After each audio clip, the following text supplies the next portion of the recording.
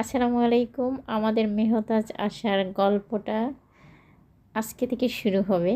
আপনাদের সাথে আশা করি প্রত্যেকটা জার্নি শেয়ার করব, প্রত্যেকটা বিষয় শেয়ার করব। তো এইটা ছিল আমাদের হসপিটালে যাওয়ার প্রস্তুতি।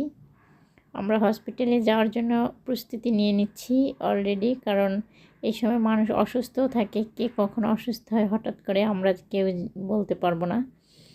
তো এই সময় শরীরের অবস্থা খুব খারাপ ছিল।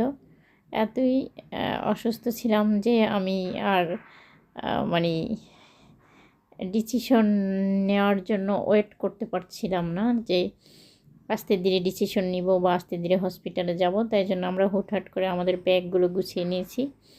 তো এগুলো হচ্ছে সব বেবির অ্যাড্রেস এবং বেবির ব্যাগ প্রথমে আমরা গুছাচ্ছি। আর আমরা যে হসপিটালে যাব এখানে সব কিছুই নিয়ে যেতে হয়। অনেকগুলো হসপিটাল আছে যেখানে অনেক কিছুই নিতে হয় না। তো আমাদের হসপিটালে অনেক সব কিছুই নিজেদের প্রয়োজনীয় জিনিস নিয়ে যেতে হয়। আদৌ ওখানে লাগবে কি না সেটা আমরা জানি না, কিন্তু আমরা তারপরও ফার্স্টলি একটা প্রস্তুতি নিয়ে নিচ্ছি কখন কি লাগে না লাগে। আর হসপিটালে আমাদের লোকজন খুবই কম। কম বলতে এইদিকে হচ্ছে আমার বাসায় ভাই আর ওইদিকে হচ্ছে আমার হাজব্যান্ড, ছেলে মানুষ দুইজনই ছিল। আর যারা আছে সবাই খুবই ব্যস্ততার মধ্যে এসে আমাদের যতটুকু সময় দিয়েছে ততটুকু সময় আর কি দিতে পারবে।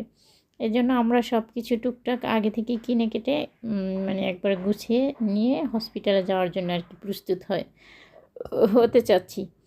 তো বেবির ব্যাগটা গুছানো হয়ে গেছে, বেবির প্রয়োজনীয় জিনিস টুকটাক নিয়ে নিয়েছি। এখন হচ্ছে আমার ব্যাগ এবং আমার সাথে যে থাকবে, ওখানে একজন অ্যালাউড মাত্র, সে যে থাকবে তার ব্যাগটা। তো ওখানে আমার মাম্মি থাকবে, মাম্মির ব্যাগও গুছিয়ে নিচ্ছি আমার সাথেই একসাথে। তো আমি এখানে ব্রাশ নিয়েছি, পেস্ট নিয়েছি, সাবান, চুলের ব্যান্ড, তারপরে হচ্ছে টিস্যু, একদম প্রয়োজনীয় জিনিসগুলো নিয়ে নিচ্ছি। তারপর পরে যখন দরকার হবে তখন আবার বাসা থেকে হয়তো কেউ নিতে পারবে। একটা তেলও নিয়ে নিচ্ছি ছোট, কারণ ওখানে যদি দরকার হয়। সাবানটা আনুষঙ্গিক, সোজা কথা হসপিটাল একটা সংসারের মতো প্রয়োজনীয় জিনিস নিয়েছি। এদিকে আমার ভাবি আবার একটা প্লেট আর একটা মগ, একটা চামিচও দিয়ে দিয়েছে, যদিও ওখানে পেশেন্টের খাবারের সব কিছু ওরা দিবে।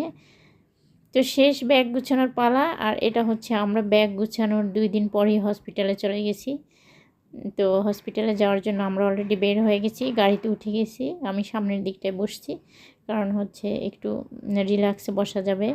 আর গাড়িতে এই যে আমার বাবাটা আছে, আমার বাবাটা তো খালি কোশ্চেন করতেছে কোথায় যাচ্ছে, কি দেখছে না দেখছে। আর ভাবি আছে, মাম্মি আছে, আর আমার ভাগ্নি আছে। ওই সবাইকে দেখা যাচ্ছে গাড়িতে। আপাতত আমরা এই কয়েকজন মেম্বারই যাচ্ছি, আর বাকি যারা আসবে তারা সবাই বিভিন্ন জায়গা থেকে হসপিটালে এসে আমাদের সাথে জয়েন করবে। তো আমরা যখন যাচ্ছিলাম তখন দুপুর টাইম ছিল, আমাদের ঠিক 3টার আগে হসপিটালে অ্যাডমিট হওয়ার কথা। তাই জন্য আমরা দুপুর টাইমে বের হয়েছি। রাস্তা একটু ফ্রি ছিল, সবার মন খারাপ, টেনশন করছে। আমার তো অবশ্যই অনেক বেশি মন খারাপ, কিন্তু কাউকে বুঝতে দিইনি। আমি খুব স্ট্রং ছিলাম, কিন্তু ভিতরে ভিতরে একদম দুমড়ে মুচড়ে শেষ। আর সবচেয়ে বেশি কষ্ট ছিল আমার প্রিয় মানুষ, দ্যাট মিনস আমার হাজব্যান্ড এখনও আমার কাছে, আমি যখন যাচ্ছিলাম তখন ও এসে পৌঁছাতে পারেনি। এই জন্য আমি আরও বেশি শকড ছিলাম।